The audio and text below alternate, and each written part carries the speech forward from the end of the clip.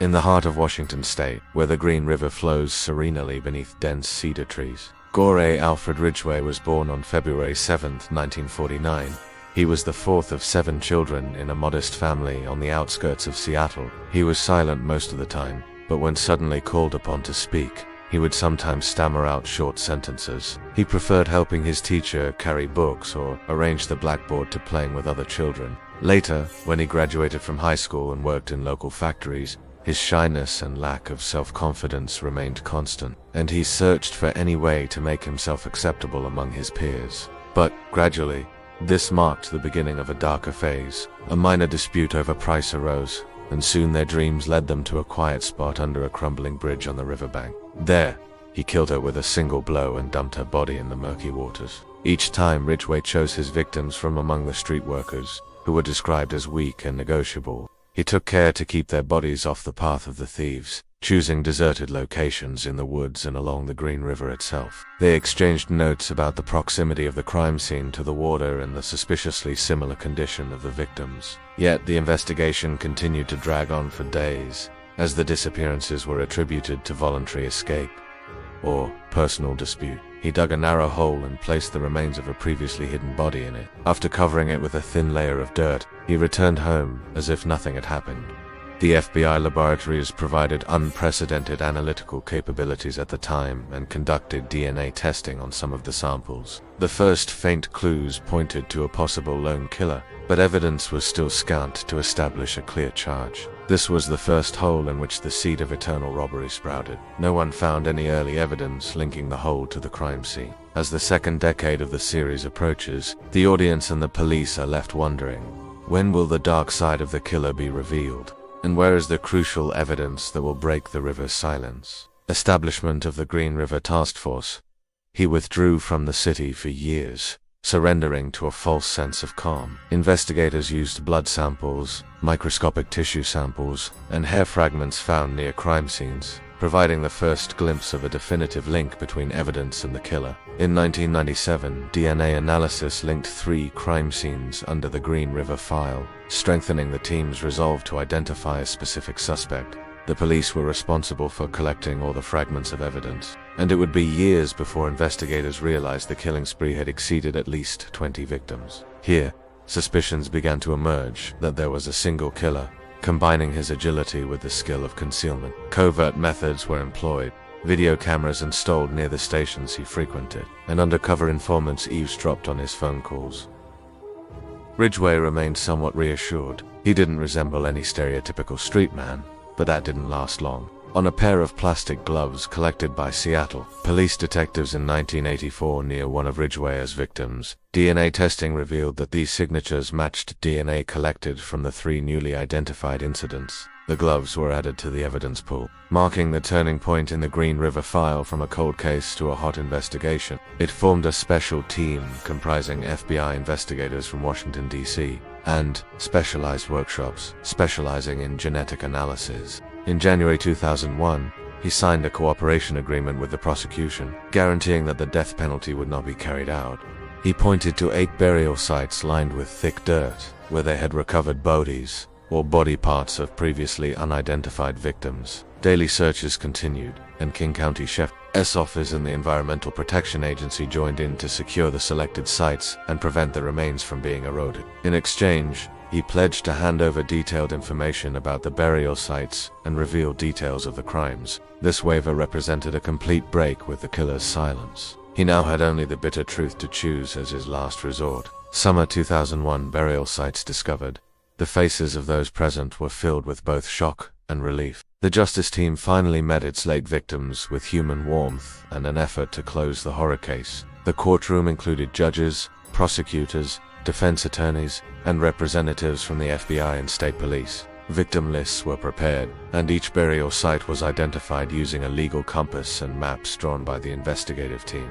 The prosecution called in FBI agents and crime analysts to interpret the crime map and link the locations, while Ridgway's defense tried to minimize his client's responsibility by pointing to procedural lapses in sample collection. Some legal arguments succeeded in obscuring some sensitive details, but the court continued to consider the victim's interests. Mothers and young daughters stood by, murdered on dark streets or buried in the woods far from the city.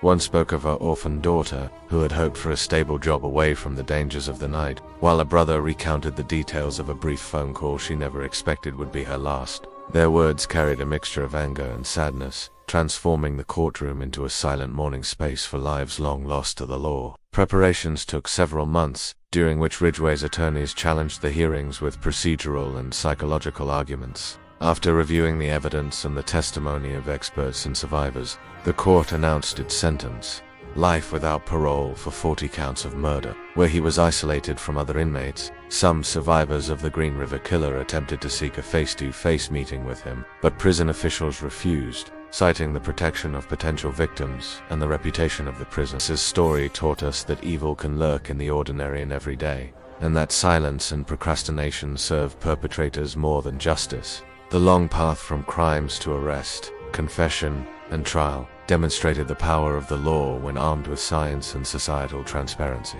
The enduring lesson is that true justice is not measured solely by the length of a case, but rather by the extent to which the most vulnerable are protected before a disaster strikes, and by preserving the dignity of victims afterward. Meticulous plus consecutive 5-year sentences for each count of kidnapping and failed murder. The sentence was considered one of the harshest civil penalties in Washington, extending thousands of years in prison if the sentences were combined. The court ultimately refused to postpone the trial for any reason. The FBI laboratory has developed new algorithms to expand the database, and mechanisms have been put in place for the rapid storage of biological evidence. Today, DNA testing at crime scenes has become a standard procedure, incomplete without collecting samples from a potential suspect. No matter how mundane the investigation may seem, the human lesson: he did not give strong defense testimony, merely listening to arguments and attempting to make legal observations through his lawyers, without expressing any clear remorse. The killer,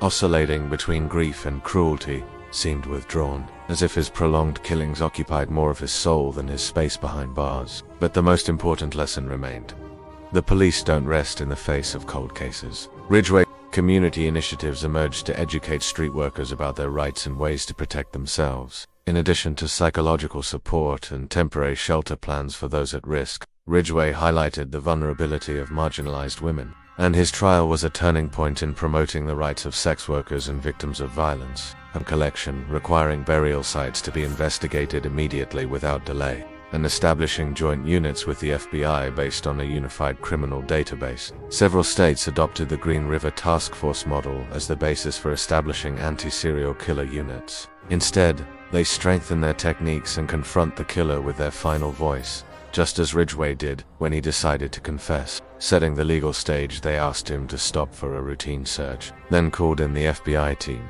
which arrived with cameras that captured the moment. His hands and feet felt heavy with handcuffs, and he was officially informed that all his documents matched the crime scene evidence. He was dragged into the investigation vehicle for the final chapter to begin. Ridgway appeared before a judge and confessed to the murders of at least 49 women between 1982 and 2000. Holding the microphone in a low voice, he blamed circumstances and night work for putting their victims in his crosshairs, avoiding a full admission of the deeper psychological motivations. With these words, the confession chapter opened, although the words didn't fully decipher the crime. The unit was named the Green River Task Force, and its commander was Agent Bob Cates, a veteran of serial killer cases. Their mission was not limited to collecting evidence alone. They also wove a tight intelligence network that included local police officers and forensic analysts to ensure the immediate exchange of information. Agent Bob Cates confronted him, accompanied by 2 DNA analysts. They presented him with the results of the DNA tests and a map of the crime scenes, and asked him coldly, "Do you have anything to say about this evidence?" He remained silent for a moment, then vehemently denied the charges, attempting to portray himself as a wrongfully accused victim. But their reassurance quickly faded in the face of the weight of scientific evidence. This slow pace provided Ridgway with an out. It increased his boldness, and he began to boast about his lion fetish. The bodies washed up by the currents conveyed a silent message to the police. "Do you want to ignore our tranquil river?" For weeks, she remained missing without a serious investigation. The police linked her disappearance to dangerous street life and refused to open a full investigation. He began spying on women working on the streets, scrutinizing their morning movements and the blurred lines between them and the law. When he noticed how the police sometimes ignored him, he was redoubled in his courage, and he embarked on the first chapter of the horrific story of the Green River Killer. Spring 1982. The first victim from an early age. Fragments of isolation began to form in his view of the world, but their marriage soon became strained by Ridgway's psychological problems. He would stay away for long hours under the pretext of working overtime, returning tired and sad at the same time. Jelena didn't know that what was simmering inside her husband wasn't the fatigue of the factories, but a secret desire to exploit unsettled feelings of anger. He was born large and outweighed his peers from an early age, which exposed him to bullying at school. While his mother was busy caring for his younger siblings, Ridgway walked the streets, haunted by a vague sense of helplessness and jealousy that persisted for decades. During elementary school, he was noted for his introversion, and in the late 1970s, when he moved to Green River and worked his way up the paint shop, he met Jelena, a kind-hearted woman, and they quickly married. Psychologists today describe a deadly combination of feelings of inferiority and a desire for revenge against the street women, whom he viewed as symbols of sexual freedom, a desire that ran counter to his conservative religious beliefs. Here, the beginnings of what would become a series of tragedies crystallized. He saw in them the embodiment of all the tenderness and attention he'd even denied as a child.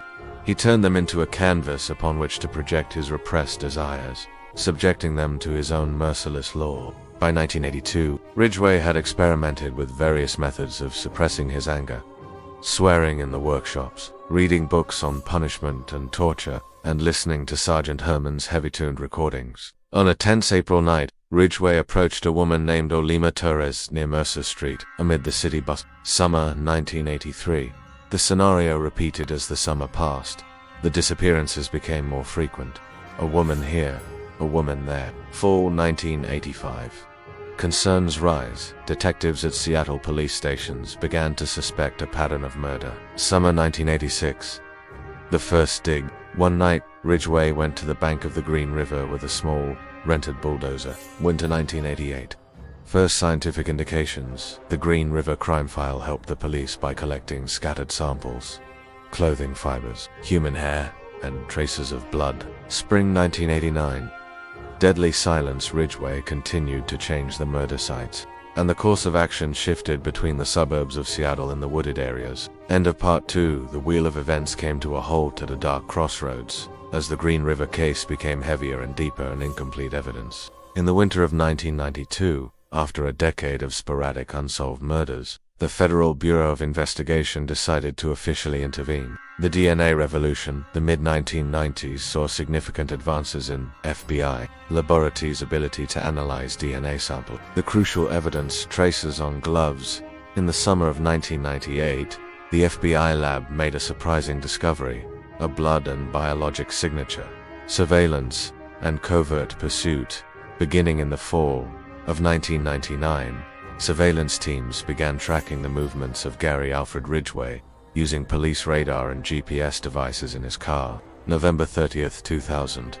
Final arrest on an overcast evening. 2. Green River County Sheriff's Department officers stopped him in front of the modest home he shared with his ex. Initial interrogation. An interrogation. Ridgway was held in a dimly lit interrogation room, with the lights on for most of the time.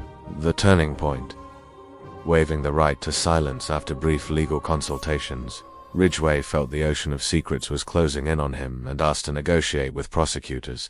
Accompanied by a police team and a family guide, Ridgway led investigators through deep woods and wetlands near the banks of the Green River. The beginning of the formal confession in federal court in Washington County, before the court issued its appeals ruling.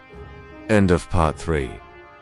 The road to justice. The confession session concluded with continued testimony from the victims, families, and detailed documentation of each burial site. After Gary Ridgway confessed to the murders of 49 women in federal court in Seattle, his case was transferred to the state court in King County for the final trial. The first hearings began in the spring of 2002 and included the presentation of scientific evidence, DNA samples, DNA reports, and remnants of the plastic gloves that linked Ridgway to each crime scene. Testimonies of families and friends of the victims in a series of private sessions. The court heard testimony from relatives of several of the victims. A subdued defense and the defendant's silence despite the horrific nature of the crimes and their overwhelming evidence. Ridgway remained calm throughout the sessions. Sentencing. Ridgway was transferred to a high-security prison in rural Washington. The legal lesson, the scientific and technical lesson achievements in DNA analysis have established a precise scientific basis for determining links between evidence and crimes. Under the weight of long murder convictions, an unforgettable ending. Despite Ridgway's absence behind bars and a life sentence, his name remains associated with a quiet river that led him to the arena of horror.